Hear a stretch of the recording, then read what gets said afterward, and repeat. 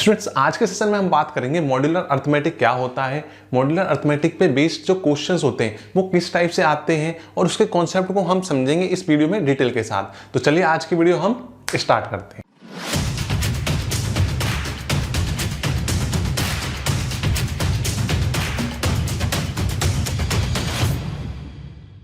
Hello students, welcome on our VE Gurukul. Students, आज हम discuss करेंगे कि मॉड्यूलर अर्थमेटिक होता क्या है। तो देखो, मॉड्यूलर अर्थमेटिक की सबसे पहले हम डेफिनेशन पढ़ेंगे, फिर मैं इसके कॉन्सेप्ट को जितने भी अच्छे तरीके से हो सकता है पॉसिबल वे में समझाऊंगा। तो देखो, मॉड्यूलर अर्थमेटिक की डेफिनेशन क्या होती है पहले ये समझो। Modular arithmetic is a system of arithmetic for integers. पहली चीज कि मॉड्यूलर अर्थमेटिक है वो किसके लिए होता है? इंटीजर्स के लिए होता है।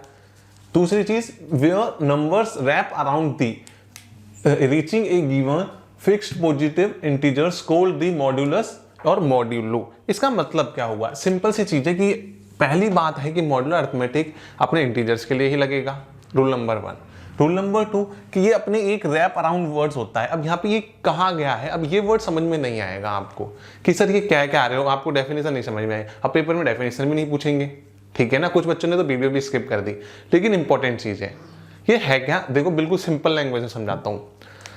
मान लीजिए आपने क्लॉक देखी कि नहीं देखी है, चलो क्लॉक छोड़ो। मान लीजिए कि ये क्या है, एक सर्कल है, ठीक है। ये एक पाथ है। मान लो आपके यहाँ पे एक गार्डन है या पार्क है जिसके अंदर आप रनिंग करते हो, या बड़ा ग्राउंड है, ठीक है। मान लीजिए इस पूरे की जो सरकमफेरेंस है ना, वो सरकमफेरेंस कितने का है बताओ। मान लीजिए 5 किलोमीटर का कोई बड़ा वाला पार्क है, उसके अंदर आपने ये पूरा दौड़ोगे। अगर आप यहाँ से स्टार्ट करते हो, दौड़ते हुए वापस आते हो, तो आपने कितने किलोमीटर कवर करे? 5 किलोमीटर कवर करे कि नहीं करे? हाँ जी सर। अगर मान लो आपने ऐसे 2 राउंड पूरे कंप्लीट कर लिए और उसके बाद में आपने यहाँ पहुंचे, मान लीजिए आपने इसके बाद में 3 किलोमीटर और कवर कर लिए, ठीक है। या सिंपल लैंग्वेज में कहूँ, आपने मान लो 28 किलोमीटर तक रनिंग करी या साइकिलिंग करी, ठीक है। रनिंग तो थोड़ा डिफिकल्ट हो जाएगा, लेकिन 28 किलोमीटर तक आपने साइकिलिंग करी, ठीक है। डाउट है क्या? नहीं है? चलो ठीक है। अब आप एक चीज देखो, कैसे करोगे आप? 1 round, 2 round, 3 round, 4 round, 5 round. कितना किलोमीटर चले सर? 25 चले। मतलब 5 × 5 प्लस इसके बाद में एक्स्ट्रा कितने चले सर? 3 चले। तो बस आपका काम हो गया। इस पूरे फॉर्म को एक कंबाइंड फॉर्म के अंदर रिप्रेजेंट करने को ही क्या कहेंगे? हम मॉड्यूलो कहेंगे। समझ में आया? नहीं समझ में आया? देखो, अब इसको लिखेंगे कैसे? इसको हम ऐसे लिखेंगे। आपने कहा 28, ठीक है। यहां पर मेन हीरो कौन है? हीरो मतलब हो गया अपना मॉड्यूलो। वो कैसे डिसाइड करेंगे? ये जो हम राउंड कर रहे हैं, कितना डिस्टेंस है जो फिक्स्ड है, जो चीज कि सर ये पार्क के जो, क्योंकि आप कितना भी रन कर सकते हो या साइकिलिंग कर सकते हो, बाइकिंग कर सकते हो, लेकिन एक सबसे इंपॉर्टेंट चीज है कि जो पार्क की जो सरकमफेरेंस है, ठीक है, ये कितनी है? 5 किलोमीटर। ये फिक्स है, यही अपनी मॉड्यूलो की लिमिट कहलाएगी। समझ में आ गया? लिखेंगे कैसे? देखो, मॉड्यूलो के केस में अपन 2 लाइन्स, मतलब इक्वल में 2 लाइन्स होती हैं। मॉड्यूलो के लिए 3 यूज करते हैं। 28 = ये क्या है? हमारा रिमाइंडर है कि नहीं है? हाँ जी सर। तो यहाँ पे क्या आ जाएगा हमारा? रिमाइंडर, ब्रैकेट में आपको क्या लिखना है? मॉड्यूलो कितना? 5। तो इसका मतलब क्या हुआ? इसका मतलब सिंपल सा हुआ कि 28 को लिखेंगे 3 मॉड्यूलो या मॉड्यूल 5। अब आप सॉल्व कैसे करोगे? अगर आपको यही क्वेश्चन दे दी कि proof that this is a true और फॉल्स, ठीक है, ये ट्रू, तो आप प्रूफ कैसे करोगे? देखो, 28 है, ठीक है। 28 में से इस 3 को सब्ट्रैक्ट कर दो पहले, तो कितना आया सर? 25। अब इसका डिवाइड कर दो। कर दिया? हाँ जी सर। 5 से कर दिया, कितना आया? 5। अगर इसको सॉल्व करने पे आपके पास में कोई 5 क्या है? इंटीजर नंबर है कि नॉन इंटीजर है? इंटीजर है ना। अगर इंटीजर नंबर आता है तो इसका मतलब हमने जो सॉल्व करा है ये मॉड्यूलर फॉर्म सही है। अगर इंटीजर फॉर्म नहीं आता है तो मॉड्यूलर फॉर्म गलत है। समझ में आ गया? अब इस पे बेस्ड जो क्वेश्चन है वो किस टाइप से पूछे जाते हैं और उसका कॉन्सेप्ट क्या होता है उसको हम डिस्कस करते हैं। स्टूडेंट्स देखिए, हमारा क्वेश्चन कैसे पूछेगा हमसे? क्वेश्चन हमसे ये कहेगा which of the following statements are true. तो आपको क्या करना है? चेक करना है कि हमारा स्टेटमेंट ट्रू है कि फॉल्स है। देखो, सबसे पहले मैंने चालू करा स्टार्ट करा हमने फर्स्ट क्वेश्चन को। फर्स्ट क्वेश्चन क्या कह रहा है सर? फर्स्ट क्वेश्चन कह रहा है 27 इक्वल टू 3 mod 4। इसका मतलब मैंने आपको सिंपल सा एक चीज कहा है, क्या कहा है कि आप एक चीज वर्क करा करो, फर्स्ट वर्क। ये जो नंबर है ये एक तरीके से रिमाइंडर होता है। जैसे आपको पढ़ा है बचपन में, आपने capital D equal to small d into q plus r पढ़ा है अपना, ठीक है। बस ये जो अपना मॉड्यूलर अर्थमेटिक है बिल्कुल सेम टू सेम है। पूछो कैसे? देखो ये मॉड्यूलर जो होता है इसका मल्टीपल एक क्वोशिएंट होता है कि नहीं होता? उसमें हम रिमाइंडर रख देते हैं। अगर हम इस कैपिटल डी में से आर को अगर इधर डिवाइड कर देते हैं, सॉरी सबट्रैक्ट कर देते हैं, तो ये क्या स्मॉल डी इंटू क्यू बनता है क्या? बस यही है आपका मॉड्यूलो। अब जो बच्चे मैंने आपको एक कॉन्सेप्ट समझाया, इससे पहले आपके वीडियो को छोड़ के चल गए होंगे, मतलब उन्होंने देखा नहीं होगा, अरे समझ में नहीं आ रहा है कुछ भी, तो उनका लॉस हो जाएगा। तो इसलिए वीडियो पूरी देखा करो, ठीक है। अब देखो अपना क्या हुआ, d माइनस आर हो गया। डाउट है इसमें? नहीं है ना? तो इसमें से अब क्या करेंगे, 3 को हम इसमें से सबट्रैक्ट कर देंगे। हाँ जी सर, 27 माइनस 3 इधर क्या आ गया, mod 4। जो मॉड्यूलो पूरा लिखो या MOD लिख दो, इसका मतलब भी सेम होता है। 27 में से 3 गए तो कितने बचे सर? 24 बचे। mod 4 का 24 के अंदर डिवाइड करो, क्या हो जाएगा? 24/4 कितना आया सर? 6 आया। तो इसका मतलब क्या हुआ? इसका मतलब ये हुआ कि ये क्या है, हमारा इंटीजर नंबर है। क्या है? इंटीजर नंबर है। और अगर इंटीजर नंबर है तो इसका मतलब ये क्या है, स्टेटमेंट हमारा ट्रू है कि नहीं है? हाँ जी सर। चलो एक क्वेश्चन और मैं कराता हूं, इसको थोड़ा ध्यान से देखना, ठीक है। अब देखो सेकंड क्वेश्चन हमसे क्या कह रहा है। सेकंड क्वेश्चन कह रहा है 11 equal to 56 mod 9। 11 equal to 56 mod 9, ठीक है। 56 भैया अपने इधर आ गए तो क्या हो गया, 11 minus 56 equal to mod 9। 11 minus 56 क्या आएगा सर? ये आएगा अपना माइनस का 45। अब कुछ बच्चे ये कहेंगे कि सर ये तो माइनस में आ गया, अब तो इसका मतलब अपने कोई फायदा ही नहीं है, मतलब ये नहीं है। एक चीज याद रखना, इंटीजर पॉजिटिव भी होते हैं, नेगेटिव भी होते हैं। इंटीजर्स ऐसे नंबर होते हैं जिनके साथ में डेसिमल नहीं होता है, नाइदर फ्रैक्शन फॉर्म होती है। समझ में आ गया? हाँ जी सर। 9 का डिवाइड जाता है 45 में? हाँ जी सर। तो क्या आया हमारे पास, -5 आया। ये क्या है, एक इंटीजर है। -5 इंटीजर है ना? हाँ या ना? देखो माइनस को छिपा लो, 5 इंटीजर है। हाँ जी सर। तो माइनस आ गया तो कैसा इंटीजर होगा, नेगेटिव इंटीजर होगा। बस आपको लिख देना है। तो इसका मतलब क्या हुआ, अपना सेकंड स्टेटमेंट भी क्या है सर, ट्रू है। अब ये आपके लिए एक होमवर्क है छोटा सा, कि आपको अभी, ठीक है, वीडियो अभी पोस्ट करो और फटाफट से नोटबुक के अंदर इनको तो नोट डाउन कर ही लो, साथ के साथ में अब जो थर्ड और फोर्थ जो पॉइंट है उनको क्या करो, सॉल्व करके मुझे अभी कमेंट करके बताओ कि इनमें से कौन सा तो ट्रू है और कौन फॉल्स है, ठीक है। हाँ या ना? अब इस पे बेस्ड क्या होते हैं, और भी क्वेश्चंस होते हैं इस कॉन्सेप्ट के, जो अभी मैं आपको समझाऊंगा। एक चीज ध्यान रखना, आपके यहाँ पे टोटल कितनी चीजें हैं सर? यहाँ इस जगह पे मैं हमेशा वेरिएबल फॉर्म में पढ़ाता हूँ। तो देखो एक वेरिएबल तो ये हो गया, सेकंड वेरिएबल ये हो गया और थर्ड वेरिएबल ये हो गया। हुआ कि नहीं हुआ?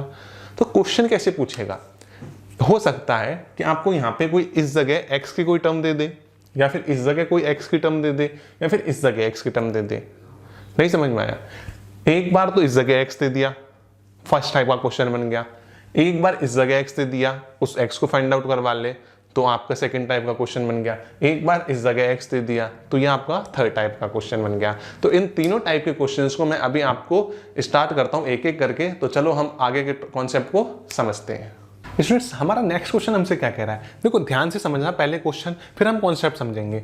Find the set of values of x satisfying, मतलब हमको एक सेट ऑफ वैल्यूज चाहिए जो x को सेटिस्फाई करे। x+1 कॉन्ग्रुएंट है 2 की पावर 8 mod 7। देखो ये इक्वल टू के ऊपर एक और जो लाइन होती है ना, तो इसे हम क्या बोलते हैं, कॉन्ग्रुएंट बोलते हैं। समझ में आ जाएगा? याद रखना क्या बोलेंगे हम इसे, कॉन्ग्रुएंट बोलेंगे, कॉन्ग्रुएंस बोलेंगे, ठीक है। अब देखो क्वेश्चन हमको क्या कह रहा है, मैंने आपको समझाया कॉन्सेप्ट, वैसे कई सारे बच्चों को तो देखते ही समझ में आ जाएगा। देखो हमारे पास में क्या है, x+1 कॉन्ग्रुएंट 2 की पावर 8 ब्रैकेट mod 7 है कि नहीं है? हाँ जी सर है। तो देखो इसको कैसे सॉल्व करेंगे सर, इसको सॉल्व करेंगे हम 2 की पावर 8 को पहले सॉल्व कर लेंगे। क्या बनेगा सर, ये 256 होता है, होता है कि नहीं होता? 2 की पावर 8 256 होता है। आपको नहीं पता, वीडियो पोस्ट करो और काउंट कर लो। 2 × 2 4, 4 × 2 8, इस टाइप से कर लो। 2 × 2 × 2 8 टाइम, ठीक है? कितने time? 8 time. Bracket mode 7। Next step मैंने क्या बताया है? सर आपने नेक्स्ट स्टेप बताया है इसको इधर की साइड भेज दो। हाँ जी सर। तो एक चीज समझना, +1 - 256 इज, अब इसको क्या रिप्रेजेंट कर देंगे? Is divisible by 7। इसका मतलब समझ में आया क्या? नहीं समझ में आया?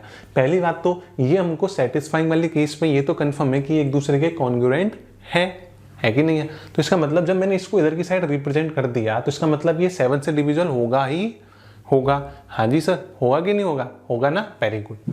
क्या होगा ये? x - 255, हाँ या ना?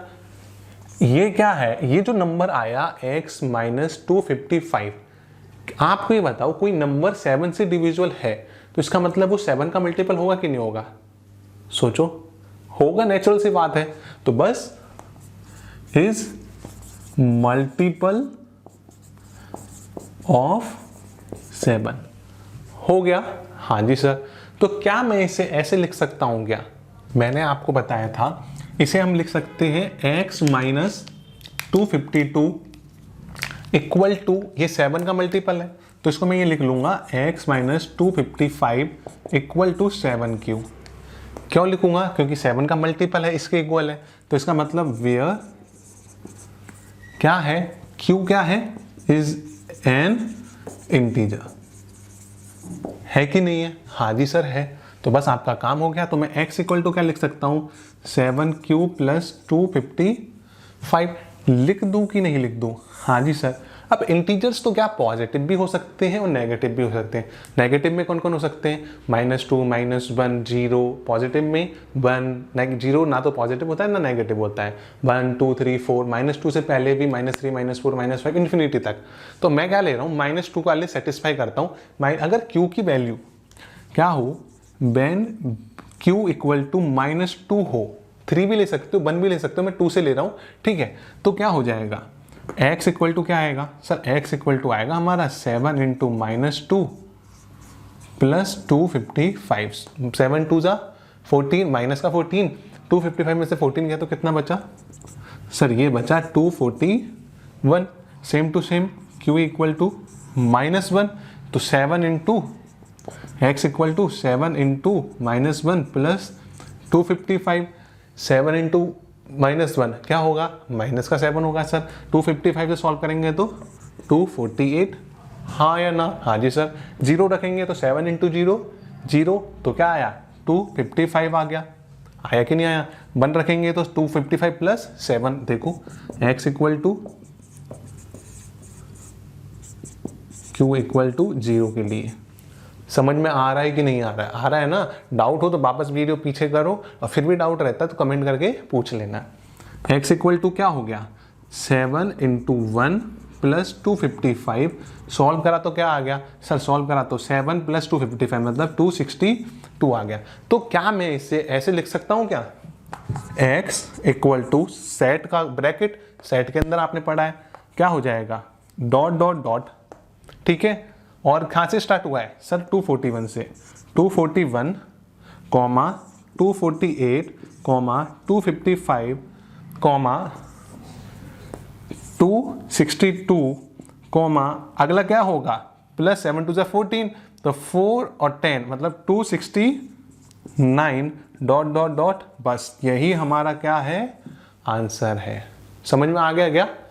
कोई डाउट नहीं है ना? अगर इसको रोस्टर फॉर्म में लिखना होता तो आप क्या लिखोगे?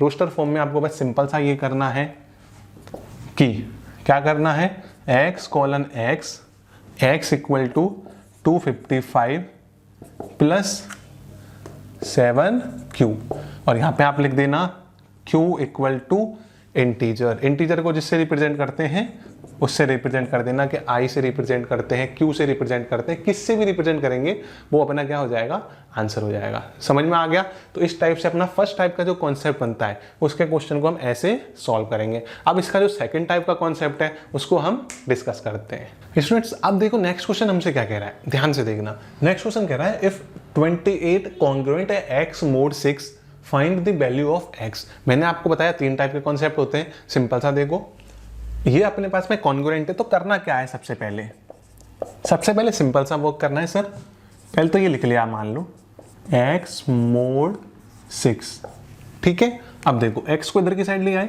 तो क्या हो गया 28 माइनस x, ठीक है, इज डिविजिबल बाय 6। ये किससे डिविजिबल है सर, 6 से। अब देखो अगर ये 6 से डिविजिबल है तो इसको मैं क्या लिख सकता हूं सर, इसको लिख सकते हो आप 28 minus x is a multiple